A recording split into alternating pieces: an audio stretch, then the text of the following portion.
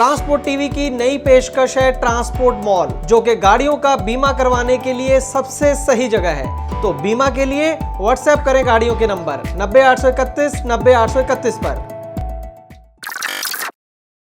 Transport TV पर आपका स्वागत है। मैं हूं मनिंदर सिंह और आप देख रहे हैं ब्रेकिंग न्यूज। आज एक ऐसे राज्य से है जहां पर लगातार गाड़ियां पकड़ी जा रही हैं और अब तक 200 से लेकर 300 गाड़ी पकड़ी जा रही है, जो कि दूसरे राज्यों से धान लेकर आ रही है। जी हां, मैं बात कर रहा हूं आंध्र प्रदेश की, जहां पर 8 नवंबर से उन तमाम गाड़ियों को पकड़ा जा रहा है जो बाहर से आ रही हैं, यानी कि दूसरे राज्यों से आंध्र प्रदेश के अंदर एंटर कर रही हैं और उनके अंदर धान लदा हुआ है। धान जिसे हम पैडी बोल देते हैं, झोना बोल देते हैं या जीरी भी बोल देते हैं। क्यों पकड़ा जा रहा है इन गाड़ियों को, इसको लेकर पूरी असमंजस की स्थिति बनी हुई है। बहुत ज़्यादा कंफ्यूजन है।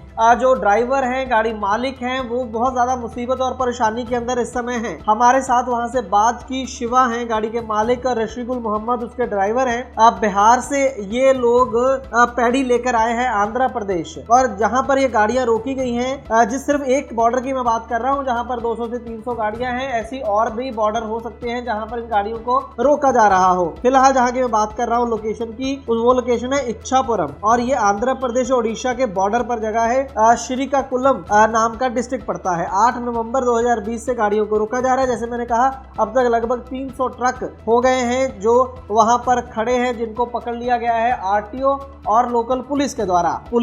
आरटीओ के द्वारा गाड़ियों को पकड़े जाना कोई नई खबर नहीं है, लेकिन नई इस बात के लिए है कि इनको कोई भी कारण नहीं बताया जा रहा कि आपकी गाड़ियों को क्यों पकड़ा जा रहा है। ना ही कोई चालान किया जा रहा है, ना कोई एंट्री मांगी जा रही है। बस गाड़ियों को पकड़कर वहां पर खड़ा किया जा रहा है। उसी वजह से और ज्यादा कंफ्यूजन हो रहा है। अगर हम बात करें कि ये गाड़ियां कहां से आई हैं, तो मैं आपको बता दूं कि ज्यादातर जो गाड़ियां हैं वो बिहार से आई हैं और कुछ बताया जा रहा है बंगाल से।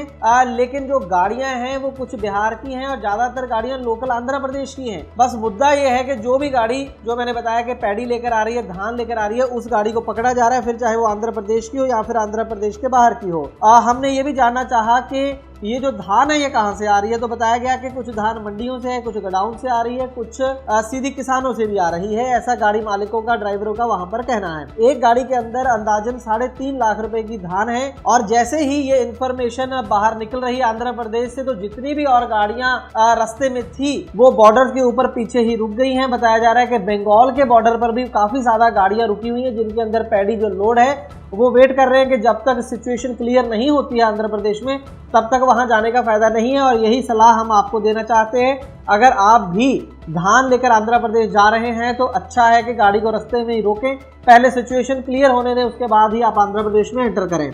इस स्थिति को लेकर ट्रांसपोर्ट टीवी की बात हुई है। डिप्टी ट्रांसपोर्ट कमिश्नर वी सुंदर हैं आंध्र प्रदेश में, और उन्होंने हमें कहा कि बेहतर होगा कि आप ज्वाइंट कलेक्टर हैं के श्रीनिवासुलु, उनसे आप बात करें। जो श्रीकाकुलम के ज्वाइंट कलेक्टर हैं वो बताएंगे। उनसे बात की तो उन्होंने कहा कि हमें भी पता नहीं है कि हमने गाड़ियां क्यों पकड़ी हैं, हमें सिर्फ ऊपर से वर्बल ऑर्डर है, लिखित में ऑर्डर नहीं है, वर्बल ऑर्डर है कि जितनी भी गाड़ियां धान लेकर आ रही हैं उनको पकड़ लिया जाए। तो हमने पकड़ के खड़ा कर लिया है, अगले आदेशों की हम वेट कर रहे हैं। इसके बाद उनके डीपीआरओ हैं रमेश, उनसे भी हमारी बात हुई, लेकिन कोई भी ऑफिसर जो है वो क्लियर कट ये नहीं बता रहा कि ये गाड़ियां हमने क्यों पकड़ी हैं। यहाँ पर मैं आपको ये भी बता दूं कि इससे पहले अप्रैल के अंदर भी आंध्र प्रदेश सरकार ने बाहर से पैडी लेकर आने वाली गाड़ियों को रोका था। 7 अप्रैल से लेकर 26 अप्रैल तक गाड़ियां वहां पर खड़ी रही थी। प्रत्येक गाड़ी को जुर्माना लगाया गया था, यहाँ तक के माल भेजने वाले को और ड्राइवर को, मालिक को, सभी को जुर्माना लगाया गया था। हालांकि उस केस के अंदर जो कंसाइनी था, जिसने माल मंगवाया था, उसने सारा जो जुर्माना लगा था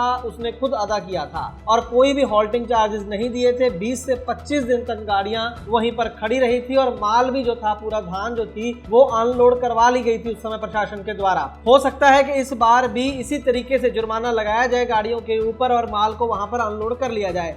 सीधी जानकारी तो जैसे मैंने बताया आंध्र प्रदेश के जो ऑफिसर नहीं दे रहे हैं, लेकिन जितनी जानकारी, जितना अंदाजा हम लगा सकते हैं वो ये है, या फिर हम अगर पंजाब की स्टोरी के आधार पर आपको बताएं तो मसला असल में ये है कि एक राज्य से दूसरे राज्यों में फसल जा रही है, ये धान जा रहा है वहां की मंडियों में बिकने के लिए, लेकिन जो राज्य सरकार है वो नहीं चाहती कि दूसरे राज्यों से आकर वहां पर धान बिके, और खास करके वो धान जो मंडियों से आ रही है, जो कि बीच में कमीशन एजेंट है उनके द्वारा जहां वहां पर लाई जा रही है, व्यापारियों के द्वारा लाई जा रही है, वो नहीं खरीदना चाहते हैं।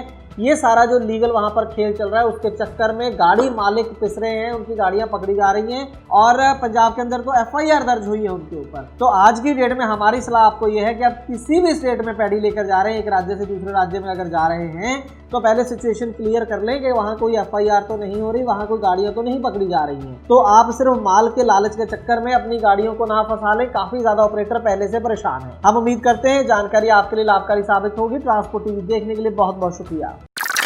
ट्रांसपोर्ट मॉल ने शुरू कर दी है क्लेम हॉटलाइन। अगर आपने बीमा पॉलिसी ली है ट्रांसपोर्ट मॉल से और हो जाए कोई दुर्घटना तो आप कभी भी इस क्लेम हॉटलाइन पर फोन कर सकते हैं। जैसे ही आप ट्रांसपोर्ट मॉल से बीमा पॉलिसी खरीदेंगे आपको हॉटलाइन का ये नंबर दे दिया जाएगा और ये नंबर 12 महीने 30 दिन और 24 घंटे खुला रहेगा। तो अब क्लेम की चिंता छोड़ें और बीमा करवाएं सिर्फ ट्रांसपोर्ट मॉल से। ट्रांसपोर्ट टीवी को YouTube पर अभी करें सब्सक्राइब और दबाएं बेल आइकन। फेसबुक पर लाइक करें हमारा पेज और ट्विटर पर भी करें फॉलो। ट्रांसपोर्ट टीवी, जानकारी लाभकारी।